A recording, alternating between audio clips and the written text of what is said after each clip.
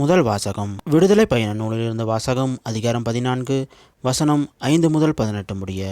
அந்நாட்களில் மக்கள் ஓடிப்போய் விட்டார்கள் என எகிப்திய மன்னனுக்கு அறிவிக்கப்பட்ட போது பார்வோனின் மனமும் அவன் அலுவலர் மனமும் இம்மக்களை பொறுத்த மட்டில் மாற்றம் கண்டது. நாம் இப்படி செய்து விட்டோமே, நமக்கு ஊழியம் செய்த இஸ்ரேலரை ஏன் தான் அனுப்பிவிட்டோமோ என்று அவர்கள் பேசிக்கொண்டனர். எனவே அவன் தன் தேரை பூட்டி தன் ஆட்களையும் கூட்டிக் கொண்டு கிளம்பினான். தேர்ந்தெடுக்கப்பட்ட 600 தேர்களையும் மற்றும் எகிப்திலிருந்த எல்லா தேர்களையும் அவற்றின் படைத்தலைவர்கள் அனைவரையும் கூட்டிக் கொண்டு புறப்பட்டான். ஆண்டவர் எகிப்திய மன்னனாகிய பார்வோனின் மனம் இறுகிவிட செய்தார். அவனும் இஸ்ரேல் மக்களை துரத்தி சென்றான். இஸ்ரேல் மக்களோ வெற்றிக்கை உயர்த்தியவாறு சென்று கொண்டிருந்தனர். பார்வோனின் குதிரைகள், தேர்கள், குதிரை வீரர்கள், படை ஆகிய இவை அனைத்தோடும் எகிப்தியர் அவர்களை துரத்திச் சென்று பாகால் சேபோனுக்கு எதிரே உள்ள பிகாகிரோத்தின் எதிரே கடலில் அருகில் பாளையம் இறங்கியிருந்த அவர்களை நெருங்கினர். பார்வோன் நெருங்கி வந்து கொண்டிருக்க இஸ்ரேல் மக்களும் தம் கண்களை உயர்த்தி எகிப்தியர் தங்களை பின்தொடர்ந்து வந்து கொண்டிருப்பதை கண்டனர். பெரிதும் அச்சமுற்றவராய் இஸ்ரேல் மக்கள் ஆண்டவரை நோக்கி கூக்குரல் எழுப்பினர். அவர்கள் மோசேயை நோக்கி, எகிப்தில் சவக்குழிகள் இல்லை என்றா? நீர் எங்களை பாலை நிலத்தில் சாவதற்கு இழுத்து வந்தீர். எகிப்திலிருந்து எங்களை வெளியேற்றி இப்படி எங்களுக்கு செய்து விட்டீரே.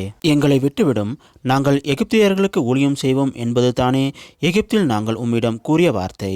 ஏனெனில் பாலை நிலத்தில் செத்துழுவதை விட எகிப்தியருக்கு ஊழியம் செய்வதே எங்களுக்கு நலம் என்றனர். மோசே மக்களை நோக்கி, அஞ்சாதீர்கள், நிலை கொள்ளாதீர்கள். இன்று ஆண்டவர் தாமே உங்களுக்காக ஆற்றும் விடுதலை செயலை பாருங்கள். இன்று நீங்கள் காணும் எகிப்தியரை இனிமேல் என்றுமே காணப்போவதில்லை.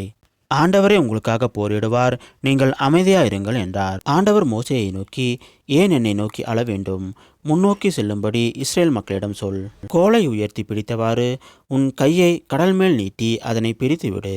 இஸ்ரேல் மக்கள் கடல் நடுவே உலர்ந்த தரையில் நடந்து செல்வார்கள். நான் எகிப்தியரின் மனதை கடினப்படுத்துவேன், அவர்கள் இஸ்ரேலரை பின்தொடர்ந்து செல்வார்கள். அப்போது பார்வோனையும் அவனுடைய படைகள், தேர்கள், குதிரை வீரர்கள் அனைவரையும் வென்று நான் மாற்றி வருவேன். பார்வோனையும் அவன் தேர்களையும் குதிரை வீரர்கள் அனைவரையும் வென்று நான் மாற்றி வரும்போது நானே ஆண்டவர் என்று எகிப்தியர் உணர்ந்து கொள்வர் என்றார். இது ஆண்டவர் வழங்கும் அருள்வாக்கு. இறைவா உமக்கு நன்றி. இன்றைய நற்செய்தி. புனித மத்தேயு எழுதிய நற்செய்தியிலிருந்த வாசகம். அதிகாரம் 12 வசனம் 38 முதல் 42 முடிய. அக்காலத்தில் மறைநூல் அறிஞர் சிலரும் பரிசேயர் சிலரும் இயேசுவுக்கு மறுமொழியாக, போதகரே, நீர் அடையாளம் ஒன்று காட்ட வேண்டும் என விரும்புகிறோம் என்றனர்.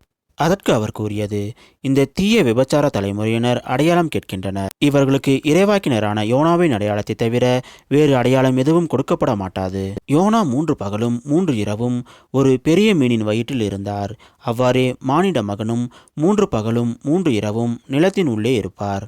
தீர்ப்பு நாளில் நினிவே மக்கள் இத்தலைமுறையினரோடு எழுந்து இவர்களை கண்டனம் செய்வார்கள். ஏனெனில் யோனா அறிவித்த செய்தியை கேட்டு அவர்கள் மனம் மாறியவர்கள். ஆனால் இங்கிருப்பவர் யோனாவை விட பெரியவர் அல்லவா?